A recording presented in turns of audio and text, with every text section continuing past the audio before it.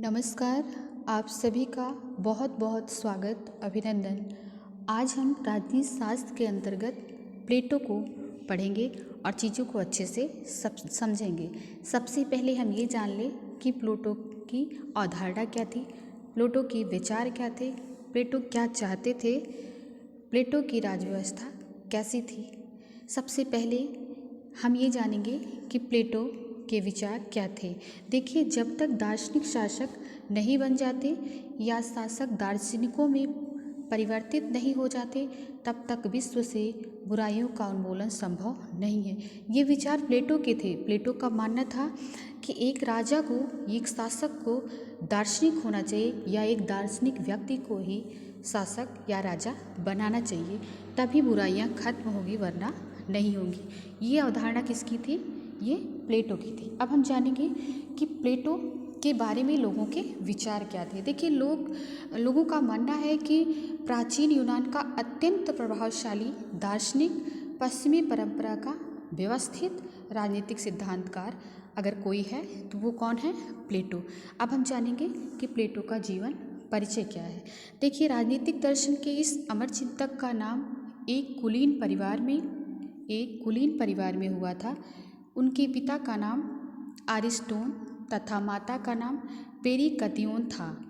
प्लेटो का वास्तविक नाम अरिस्टोक्लिस था, लेकिन सुंदर कद काठी के कारण उसे व्यायाम शिक्षक प्लाटून के नाम से पुकारा करते थे, जिसे किसी व्यक्ति के व्यक्तित्व के सौंदर्य को दर्शाने के लिए प्रयुक्त किया जाता था।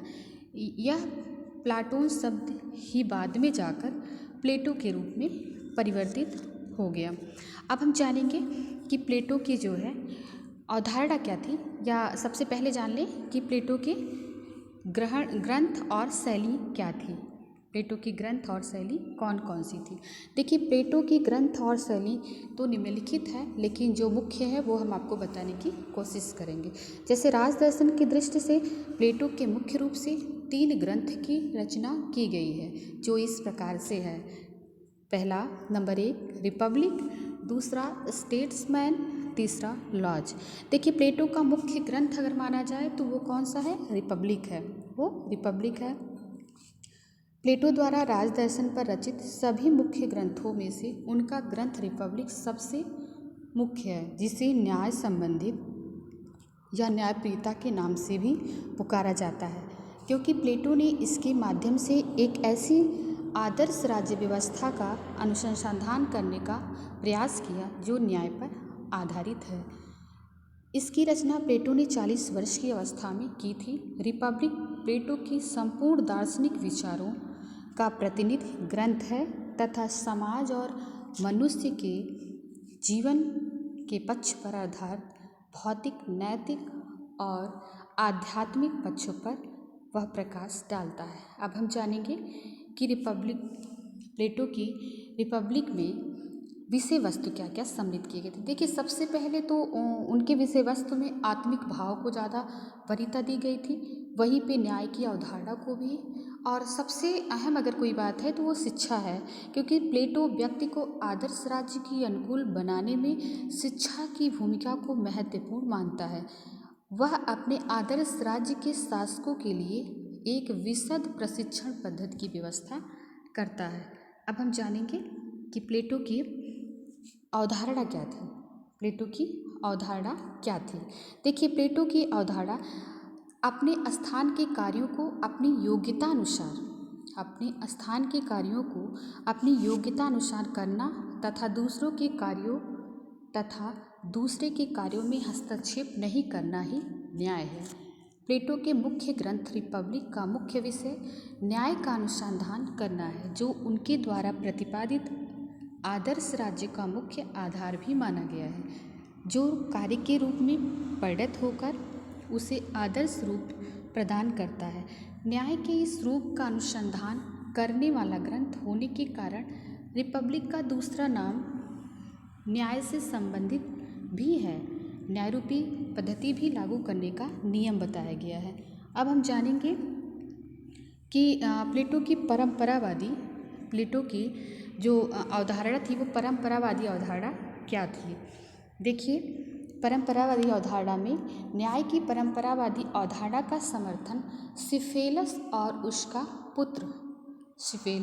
उसका पुत्र पोलीमार्कस था। सिकेलस के अनुसार सत्य भाषण करना, सिकेलस का ये मानना था कि सत्य भाषण करना और अपने ऋणों का भुगतान करना ही न्याय है। इसे थोड़ा संशोधित करते हुए उन्हीं का पुत्र पोलीमार्कस कहता है कि न्याय प्रत्येक व्यक्ति को उसका उचित अधिकार देने में उचित शब्द की व्याख्या करते हुए आगे उसमें कहता है कि न्याय एक कला है जो मित्रों का हित और शत्रुओं का अहित करता है। अब हम ये जानेंगे कि परंपरावादी अवधारणा में क्या क्या चीज़ें सम्मिलित की गई थी या क्या क्या उसमें कौन कौन सा आधार उसमें बनाया गया था। देखिए, सबसे पहले न्याय कला नहीं है। उसमें सबसे पहले अगर कहा गया था तो न्याय कला नहीं है। प्लेटो न्याय को कला नहीं मानता। प्लेटो का मानना था कि न्याय कला नहीं है। वह कहता है कि यदि न्याय को कला मान लिया जाए तो उसका अच्छे और बुरे दोनों रूप में प्रयोग किया जा सकता है। यह कला के प्रयोगकर्ता पर निर्भर है। जैसे डॉक्टर अपनी कला से रोगी के रोग को घटा और बढ़ा दोनों सकता है, अर्थात वह अपनी कला का प्रयोग करते हुए न्यायी और अन्यायी दोनों हो सकता है। यदि न्याय को हम इस प्रकार की कला माने तो न्याय का स्वरूप ही विकृत हो जाएगा, वह न्याय नहीं रह जाएगा, स्वेच्छाचारिता का दूसरा नाम हो जाएगा। उसमें एक चीज़ और सम्मिलित किया गया था, जैसे बुरे को अधिक बुरा बताना अधिक या उचित नहीं। जैसे बुरे को अधिक बुरा बताना उचित नहीं है। जैसे मित्रों की भलाई और शत्रुओं की बुराई करने का सिद्धांत गलत है, क्योंकि शत्रुओं की भलाई करने के बजाय उनकी बुराई करके उन्हें और अधिक बुरा बनाना किसी भी न्याय सिद्धांत के अनुसार उचित नहीं माना जा सकता। न्याय का उद्देश्य हमेशा हितकारी होता है, अहितकारी नहीं। उसमें न्याय का स्वरूप व्यक्तिक भी नहीं निर्धारित की गई है। जैसे सिफेलस और पोलीमार्कस न्याय की व्याख्या व्यक्तिक आधार पर करते हैं, जबकि न्याय का स्वरूप मुख्य रूप से सामाजिक होना चाहिए, सभी के लिए होना चाहिए। वह व्यक्ति कल्याण का साधन नहीं, समाज कल्याण का साधन होता है। जो व्यक्ति कल्याण को प्रमुखता और सामाजिक न्याय की अवहेलना करता है उसे सही दृष्टि न्याय नहीं माना जाता है। अब हम जानेंगे कि न्याय की जो है उग्रवादी अवधारणा क्या थी। न्याय की उग्रवादी अवधारणा क्या था? न्याय की इस उग्रवादी अवधारणा का प्रतिपादन थ्रेसीमेकस ने किया था। थ्रेसीमेकस के अनुसार शक्ति ही सत्य है। उनका यही मानना था कि अगर शक्ति है तो वही सत्य है तथा न्याय शक्तिशालियों का हित करता था। ये मानना किसका था? थ्रेसीमेकस का। अब हम जानेंगे कि व्यवहारवादी अवधारणा क्या थी। व्यवहारवादी अवधारणा में न्याय की इस अवधारणा का प्रतिपादन ग्लाकन महोदय ने किया था। उनके अनुसार न्याय की इस धारणा की व्याख्या करते हुए कहा है कि न्याय एक कृत्रिम वस्तु है। न्याय एक कृत्रिम वस्तु है तथा वह परंपरा की उपज है। उनका ये मानना था कि वह शक्तिशालियों का नहीं, दुर्बलों के हितों का प्रतिनिधित्व करता है। वह कहता है कि प्रारंभिक प्राकृतिक अवस्था में शक्तिशाली व्यक्ति स्वतंत्रतापूर्वक अन्याय करते थे और दुर्बल व्यक्ति विवश होकर उसे सहन करते थे। दुर्बलों के लिए यह व्यवस्था असहनीय थी।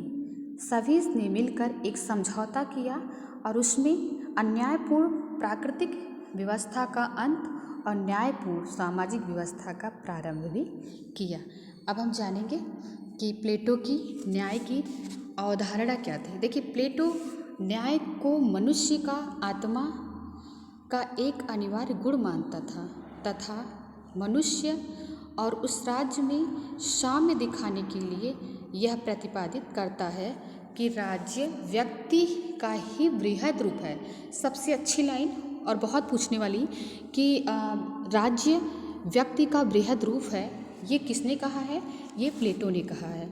ये प्लेटो ने कहा है। व्यक्ति के 3 गुण प्रमुख होते हैं, तृष्णा, विवेक। तृष्णा सबसे पहला क्या है? तृष्णा। दूसरा क्या है? विवेक। तीसरा क्या है? शौर्य। अगर व्यक्ति में यही 3 चीज़ें आ जाती हैं तो क्या होता है? इस तरह राज्य में भी 3 वर्ग प्रमुख होते हैं। तृष्णा का प्रतिनिधित्व करने वाला उत्पादक वर्ग में, शौर्य का प्रतिनिधित्व करने वाला सैनिक वर्ग में, और विवेक का प्रतिनिधित्व करने वाला संरक्षक का शासक वर्ग में सम्मिलित होता है। न्याय की इस अवधारणा को और अधिक स्पष्ट करते हुए वह कहता है कि व्यक्ति जब अपने चरित्र के इन तीनों गुणों में से प्रमुख गुण के अनुसार अपने कर्तव्य का निर्वाह करता है तो वह न्याय का निर्वाह करता है। इसी तरह जब तक राज्य में उत्पादन वर्ग उत्पादक का कार्य, सैनिक वर्ग सुरक्षा का कार्य, शासक वर्ग शासन संचालन का कार्य निष्ठापूर्वक पूर्ण करते हैं और एक दूसरे के कार्यों में हस्तक्षेप नहीं करते तो वे मिलकर एक न्याय आधारित राज्य का, आदर्श राज्य का निर्माण करते हैं। अब हम जानेंगे कि आदर्श राज्य में या न्याय सिद्धांत की प्रमुख विशेषता क्या थी। प्रमुख विशेषता क्या थी? देखिए, उसमें तो प्रमुख विशेषताओं को भी विस्तार से बताया गया है, लेकिन कुछ चीज़ें हम आपको जो ज़्यादा इम्पॉर्टेंट है वो हम बताने की आपको कोशिश करेंगे। जैसे त्रिगुण आधारित व्यक्ति एवं राज्य। त्रिगुण आधारित व्यक्ति एवं राज्य। प्रत्येक व्यक्ति में 3 नैसर्गिक गुण होते हैं, विवेक या ज्ञान, साहस या शौर्य, तृष्णा या क्षुधा। राज्य भी तो व्यक्ति का विराट रूप है। इन्हीं गुणों को पर्यवेक्षित करता है ज्ञानवान शासक वर्ग का, शौर्यवान सैनिक वर्ग तथा तृष्णा युक्त वर्ग उत्पादक वर्ग का निर्माण करते हैं। अब हम जानेंगे दूसरी पॉइंट, कार्य विशेषीकरण। समाज में विद्यमान ये तीनों वर्ग जब अपने अपने प्राकृतिक गुण के अनुसार निष्ठापूर्वक अपना अपना कार्य करते हैं और लोगों के कार्य में हस्तक्षेप नहीं करते तो वे कार्य कुशलता को ही प्राप्त नहीं करते, एकताबद्ध राज्य का निर्माण भी करते हैं। अब हम जानेंगे कि नैतिक सिद्धांत क्या है। देखिए, नैतिक सिद्धांत में प्लेटो न्याय सिद्धांत का आधुनिक युग की तरह वैधानिक नहीं नैतिक माना है। यह सार्वलौकिक न्याय की स्थापना करता है। प्लेटो का मानना था कि कानूनी कर्तव्यों का वहन प्लेटो की न्याय की कल्पना का पूर्णतः आत्मिक व मात्र वैधानिक माना जाता नहीं है। अब हम जानेंगे दार्शनिक शासक। प्लेटो के न्याय सिद्धांत के कार्यान्वयन का दार्शनिक शासक एक स्वाभाविक परिणाम है, क्योंकि वह वही कंचन और कामनी के मोह से मुक्त होकर पूर्ण निस्वार्थ रूप से राज्य शासन का विवेकपूर्ण ढंग से संचालन करता है। दार्शनिक शासक का शासन ज्ञान का शासन या ज्ञान की संप्रभुता का शासन माना जाता है। आज के दिन बस इतना ही। नेक्स्ट क्लास में धन्यवाद।